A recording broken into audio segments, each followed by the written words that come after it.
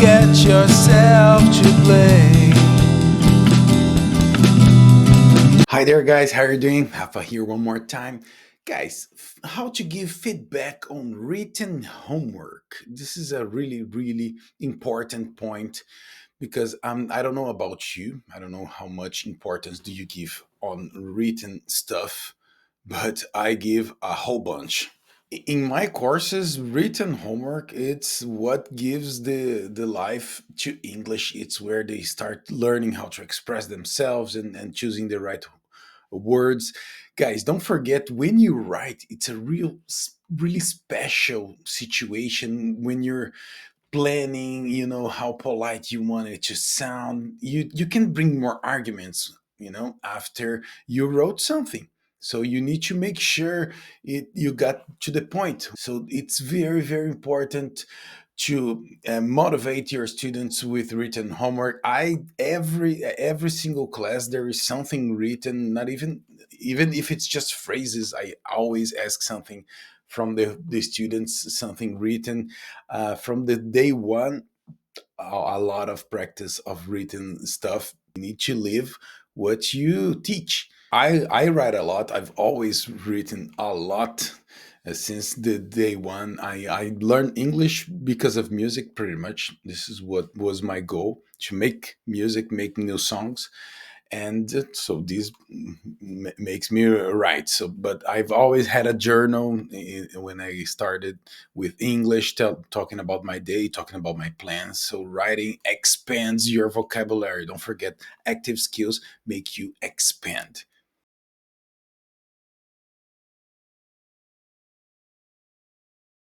How to give the feedback on written homework. Don't forget about the structure. What is the message that you're trying to conduct? Is it an email? Is it just okay, phrases, but you get a point to a phrase? Is it something you're saying to somebody? Is it just a note you're leaving, or a warning for people not to do something? Okay, so there's always a structure behind, and what the type of communication, the situation you're gonna apply this to. Very important. Always context everything every time, because this is the key to remember. You relate to situations, you relate to sounds and people and things that you want to express. Introduction, body, conclusion. This is the basic from the very beginning. You need to teach the students. They have to uh, they start with a good introduction to understand what they are going to develop, what are their arguments they're going to bring with the body, and then the conclusion you link to the introduction. This is the basic concept of the communication, and this is very important for the students to practice this extensively. This makes you expand. This gives you get the idea through. You need to be clear in your communications, because after all, this is what we are trying to improve your.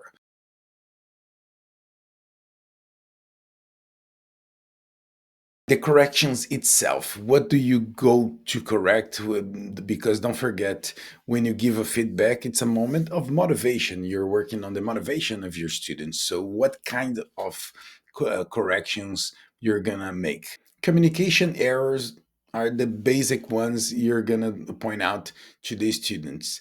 If it's something about if you're gonna grade the composition, for example, you lost half a point here because of structure. Not necessarily for a beginner. I would point out this as something. If on the other hand, they could be motivated because okay, they did a good job and they got the message through.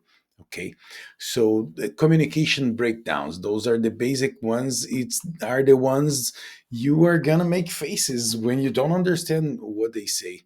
And this is very, very important when you're listening to your student.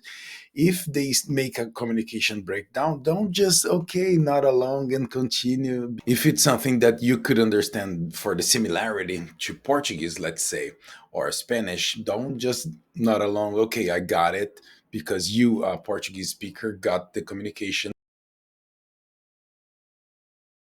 And something really basic here and very important to understand when we need to write is, are we practicing just loose sentences, Or is there congruence to what we are saying? There's a point, something you want the reader to agree to. A lot of students practice loose sentences, and I even encourage a lot the students. I do this ever since I was 10 years old because this is a great way to memorize a new vocabulary. You learn a new expression, you learn a new phrasal verb. Okay, you try to make a phrase. After all, what we memorize is the sound and the context. So I try to create a few context with that expression, make sure I understand.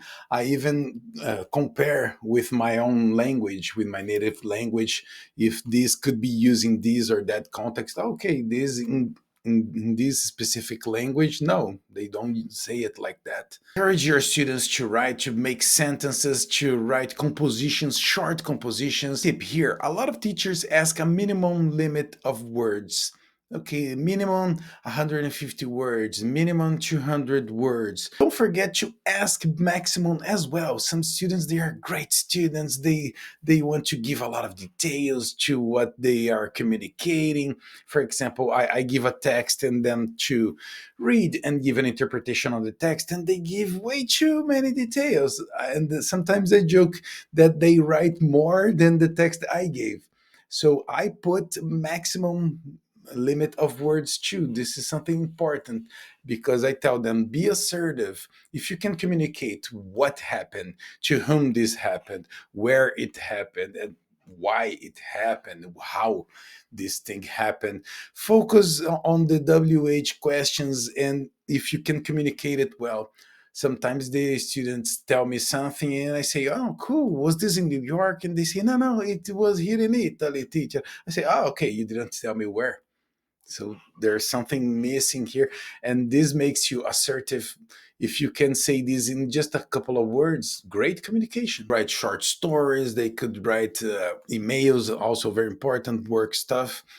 And this will make them expand a lot, go for the active skills. This will really, blow their minds how much and how fast this is gonna expand. Try this, live this yourself. Don't forget this. The congruence is everything to live what you're teaching. Okay, so very important. See you tomorrow, guys. Have a good one. Thank you. You only get yourself to blame.